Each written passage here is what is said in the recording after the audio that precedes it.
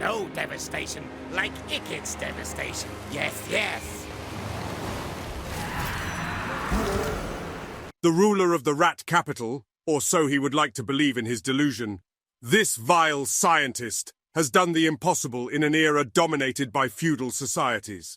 He has created true marvels of modern engineering, building a heavily industrialized race.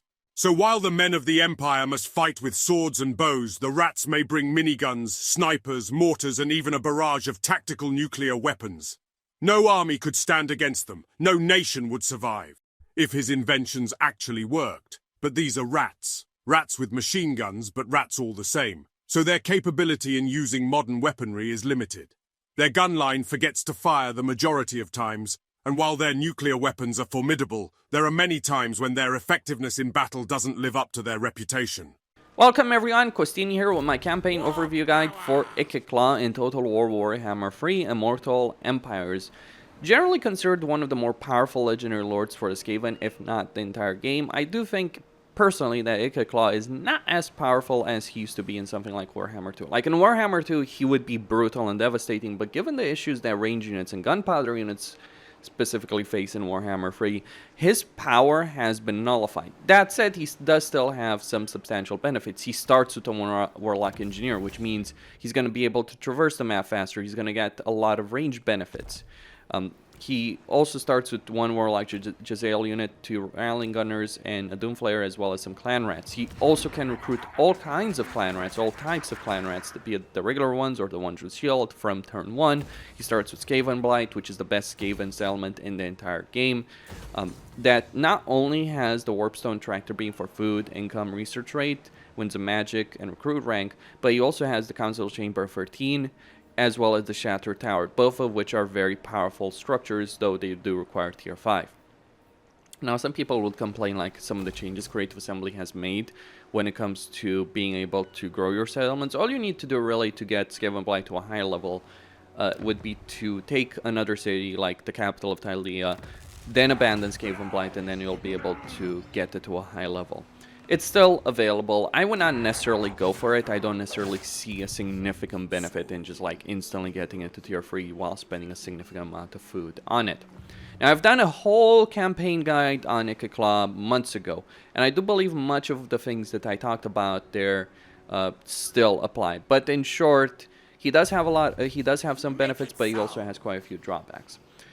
So, anyway, he gets the Chief Warlock Engineer faction benefit, so he gets the Clan Scribe Forbidden Workshop, plus 20% research rate, plus 2 loyalty for new recruits, minus 40% construction cost for engineering buildings. Those are pretty solid benefits, especially the loyalty one is something I would not ignore, and of course the research benefit.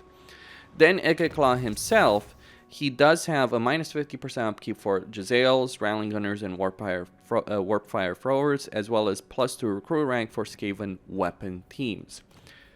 And then, of course, he gets loyalty for Warlock Masters faction-wide, tier capacity for Warlock Engineers. That's actually very substantial, by the way, because it means you'll be able to get free Warlock Engineers far quicker in your campaign. The problem with Warlock Engineers is that to increase the capacity on them, you need the tier 5 settlement, which can be a bit tricky, and that's just for one, to get just one of them. Now, of course, you do have a right to Scheme of Doom, which you can use every 30 turns to put a lab, to put a Warlock lab in a certain settlement. That's what I mean. Like, you'll be able to, once you get access to the Scheme of Doom, like after researching free technologies, you'll be able to get a special engineer who can put a Warlock lab in under a certain settlement, and that will increase your capacity. So if you're playing as Ikit Claw, it is quite possible to get free engineers very quickly. That means free armies that are moving faster and have a lot more range firepower with them. That's actually one of the more substantial benefits he actually has in his campaign. He does get the Concentrated Flame Ammunition, increased range and anti-large, missile strength plus 12%, recruitment duration for Doomflayer and Doom Wheels, recruit rank for Doomflayer and Doom Wheels, as well as the Doomsday Scientist. So he does have a great deal of power. The problem, what's the major problem? Gunpowder units are pretty crap at the moment in the game. the problem is line of sight. It's very difficult in many situations for these Jezzails. Well, the Jezzails are mostly fine. They have so much range that they'll be able to hit things. But Rattling Gunners are very ineffective currently in the game. Even on an open field, like, you need pretty much the most straight open battlefield for them to be able to shoot effectively, and even then they'll have a lot of issues. That's not even considering the fact that they're pretty bad when it comes, and have always been bad when taking walled settlements. So you're gonna have a lot of issues if you're relying on Rattling Gunners and Warplock Jezzails. Now, with that said, there are ways to make it work if you're playing Ikit Claw, to make an army that works very well, like a couple of Jezzails, a couple of Rattling Gunners for the situations where you can use them. But outside of that, getting other units that actually currently work very well for Skaven in the meta. What are those kind of units? Well, they're the Assassins. This is why Snitch is the best legendary lord for the Skaven. It's because he buffs them, and it's the current meta for Skaven is to use a lot of these Night Runners, Gutter Runners, Death Runners, getting a lot of them. And then, of course, getting the Poison Wind Globadiers and then the Poison Wind Mortars, because these are the most substantial and most powerful units for the Skaven currently in the game. Okay, let's talk a bit about the Forbidden Workshop. When it comes to it. So you can buff Doom Flayers, you can buff Doom Wheels, weapon teams, but none of these weapon teams are especially great, though I would certainly buff the Jezzails, because like of all the ranged gunpowder units, I'd say Jezzails suffered the least currently in the game. I would not necessarily buff Rattling Gunners, except maybe, you know, getting that Endless Drum for Rattling Gunners, because that can be useful. But one of the things that you have are tactical nuclear weapons. That is a substantial amount of power. So currently Ikit Claw is in this weird spot where he has a great deal of power for nuclear weapons.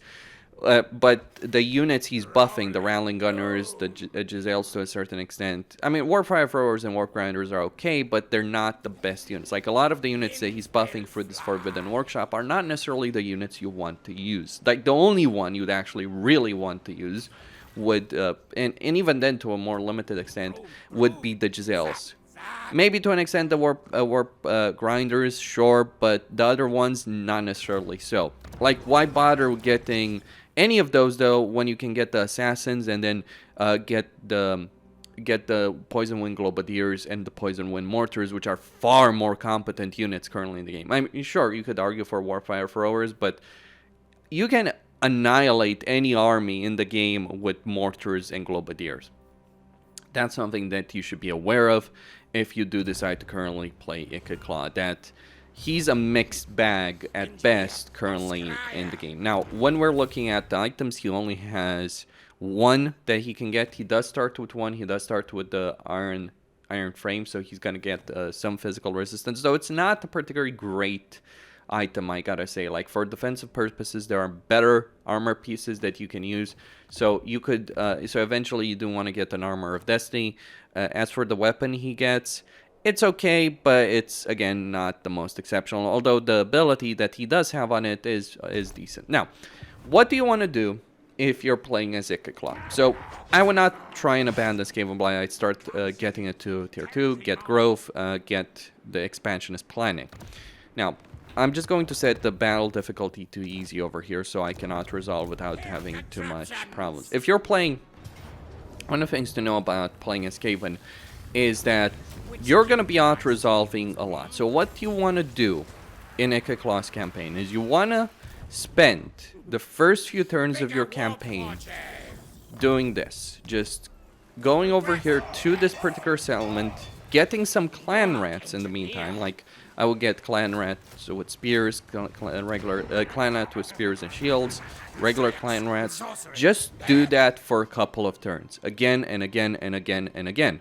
The reason you want to do this is because you're laying a trap for one of your enemies. Now, if you're going in Estalia, that's not worth it as far as I'm concerned. Going for Estalia is not worth it, because what Mogr is going to do over here is he's going to burn Estalia. He's going to set up a Hearthstone over here. So if you try and go for Estalia, that's a lot of territory to cover, and then you have to fight the full stack under Mogr early on in your campaign. You can do it. You can win that battle, but it's not the best plan.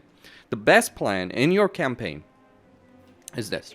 Sartosa is going to march against Tylea. That's the natural expansion path for them. So what Sartosa is going to do, they're going to take these territories and then they're going to march on the Tylean capital. Once they arrive at the Tylean capital, they're going to lay siege to it. Now, if you're smart, if you're careful, you can gain a lot of levels with Ikit Claw while you're waiting for Sartosa to show up. Once they start laying siege to the Tylean capital, now you might be lucky enough to be able to intercept Sartosa's army. You don't want to declare war on Tylea. What you want to do is you want to be a Skaven. You want to be a proper Skaven, and that means what you want to do is you want to lay siege, to attack Sartosa's army as they're laying siege to the Tylean capital. And you have a stronger army than Sartosa. Like, even the Jezzails and Railing Gunners, if you can put them on an open field and to fire our Sartosa, you're better. But if you attack Sartosa's army, especially when they're laying siege to the Tylean capital, then you can let the Tylean garrison do the fighting for you, weaken themselves, even wipe themselves out, and then you go in, you take out Arnessa, you take the Tylean capital for yourself, and then you expand across this entire territory and you take Sartosa. It's the best campaign plan. Your alternative is to go for Estalia, which is not great for a large number of reasons. Beyond just fighting Mogre, the Skaven benefit from having provinces with a lot of regions in them. So the northern Estalian province is not necessarily great. You could ignore it, I suppose, but it's just a lot of turns wasted for little gain. Much better to just constantly sack the Barrow, get levels for Ikit Claw, get levels for his engineer, get some experience for his units. You might have to fight a lot of battles manually, or you might just do what I did, which is just set the battle difficulty to easy. Make sure you set back to very hard before you end the turn, by the way. And then once you see that Sartosa has marched over there, go take advantage of that, take over this entire province over here, and then you could go fight for the Western Border Princes, you could fight Belagar, but again, that's not really the most optimal outcome that you could go for. Skavenblight is a formidable fortress. No one's going to march an army against Skavenblight and take it over. But if you end up fighting Belagar or the entirety of Athaloran, like if you fight Belagar, you're going to encounter Orion, you're going to encounter Durfo. You can win that fight, but it's just such a waste of time. The best path of expansion would actually be to cross the ocean and fight in Araby. Take out Rapunz if she's still alive. Rapunz will likely declare war on you anyway if you do take Sartosa. She does hate you as a Skaven. Most people hate you as a Skaven. So cross the sea, right? Cross the sea, take out Rapunz, take out the Archon, take out the Dwarves, and that way you'll have one of the best regions in the game as the economic heart. This will be protected, this will be safe. Like, you'll have free provinces, the Land of the Assassins, the Atalan Mountains, and the coast of Araby, which are all going to be very safe. Then you can get the Great Desert of Araby, and then take the Crack Land, and expand all through Camry. This entire region of the map is ripe for the taking for you. Whatever way you want to go after that, like after you've taken Araby, you don't have to go for the Badlands or Camry. You could just stop. You could then just stop, turn back across the ocean, deal with Belagar, then pick the fight with Mogre, Estalia, Western Border Prince, and start expanding there. Your campaign victory conditions do require you to beat Carcassonne. Though I would not necessarily be too worried about, like, Estalia and Tylea are going to be wiped out very quickly. Carcassonne might survive for a while, but it's fairly easy to wipe them out. All you need to do is use the Underway. When you choose to pick that fight with the Wood Elves, and it's going to be coming, that is a different discussion. But even then, when you're looking at the when we're looking at the long campaign victory conditions, you could either head into the Empire, or you could head over into the Badlands and take a lot of this territory. Depends on what you want to do. One of the things I'd probably consider doing is, after taking Araby and after taking these free provinces as well as the Great Desert of Araby, I'd probably head over to Lustria. There's a benefit in going in Lustria because you can save Lord Skrulk and maybe make an alliance with him. Like, generally what happens here in Lustria is Lord Skrulk gets wiped out, but you can prevent that. And a further benefit, by the way, if you do decide to head over in Lustria and help Lord Skrolk, you don't need to confederate him. It might actually be better to have an ally. Like, Skaven can do very well if they have some allies. But another thing that has to be mentioned here is if you take this territory, and I'm sure one of the things you've noticed is that Skaven can occupy a vast array of territory. Like, if we look at Ikit Claw, the only territories that aren't going to be great for him are Ocean, Temperate Island, Wolf One basically, and Magical Forest. Everything else is fair game. I mean, Chaotic Wasteland and Frozen are not particularly great. They're unpleasant, but they still can be occupied. You just can't take over, really, the Galleon Graveyard. Many factions can't, really. And you can't take over Temperate Islands. But you can hop on here to Lustria and help Lord Skrolk. You'll certainly be close enough. If you make deals with Cetra, you'll be in a great position over here. Yeah, I mean, sure, you could take the Black Pyramid of Nagash, you could take the Cracked Land, and Scarbrand isn't necessarily going to be aggressive against you. Like, you have several choices. You can either save Lord Skrolk, or you can go over here to help Queek. Now, from my experience, Lord Skrolk tends to be in a more vulnerable situation than Queek, but you have access to both Queek and Lord Skrolk. Of course, you can also play with a mod that gives you defeated legendary lords. But if you do go, but I would probably go help Lord Skrolk enough so he ends up surviving, and then maybe going to help Queek, who tends to lose his campaign, and then maybe go all the way to Cafe from Western Cafe to help Snitch, and eventually gain Snitch as an ally. An alternative to this plan would be to take the Sea Lane over here and end up in Cafe, so you can help Snitch invade Cafe from the east. Like, crossover from Lustria, move Ikit Claw, or 2, maybe 3 stacks of troops, you'll be able to afford them. Come over here, help Snitch, confederate Snitch, and you can thus gain, like, along the way you'll gain Skrolk, and if you can gain Snitch, that's a significant amount of combat power, more valuable from my perspective than Queek and Tretch are. Or you can go help Queek and Tretch. Now, it's worth saying that Snitch has the most survivability of all the Skaven Legendary Lords. Well, Ikit Claw has the most survivability, and is the one, because Skavenblight, the AI has a difficult time taking Skavenblight. But Snitch has a great deal of durability, but eventually all the Skaven Legendary Lords, with some exceptions here and there, but in the vast majority of campaigns, the Skaven Legendary Lords all tend to get wiped out. Ikit Claw actually survives the most, just because Skavenblight is an absolute nightmare. I mean, consider it, it's tier 1, it's already got 17 units, and it's going to become, like, if we look at the garrison structure, like, it's going to become even more powerful as you level it up. Like, once you get to like tier 3, tier 4, it's as unbreakable as a capital city as you're gonna get in the entire game. And you can further improve that garrison if you want to be particularly crazy. You can make it even nastier to deal with when we're thinking about it. Though it's basically got an extra garrison from the very onset when we're thinking about it.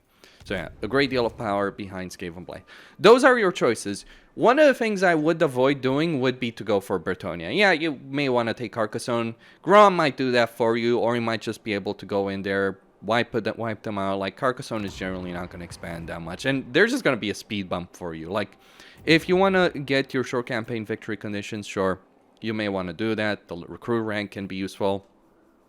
Now, I would say neither the short campaign victory conditions or the long campaign victory conditions are pretty critical. The only campaign victory conditions that are really important are the ones that give you hero capacity and hero recruit rank. Those are really important to get. Just getting a +3 hero recruit rank, yeah, it can be nice, but it's not essential. I would argue that your efforts would be far better spent going into Lustria, going to Araby, going into the Badlands, than wasting any time dealing with Carcassonne, which someone might deal for you anyway during the course of your campaign. But that's where I stand on this issue. Costin here signing out. When it comes to the army, just to touch on that, yeah, you want Night Runners, Gutter Runners, you want the range army. Like, with Ikit Claw, of course, you can put some Jezzails and Rattling Gunners because of the major benefits you get for those units through the Forbidden Workshop. use the nukes carefully. They are a major force modifier. Like, try and clump up units before they happen, because if you do that, like if you clump up units, like there's some particular maps here, or some layouts of battlefields in Alpha Lorem where the elves can just bunch up and you throw a nuke and you wipe out their entire army in a single go. That's how you conquer Alpha Lorem when you're playing as Ikit Claw. But that's all you need to know. Costin here signing out. Don't forget to subscribe, like, enable notifications. Stay tuned for more.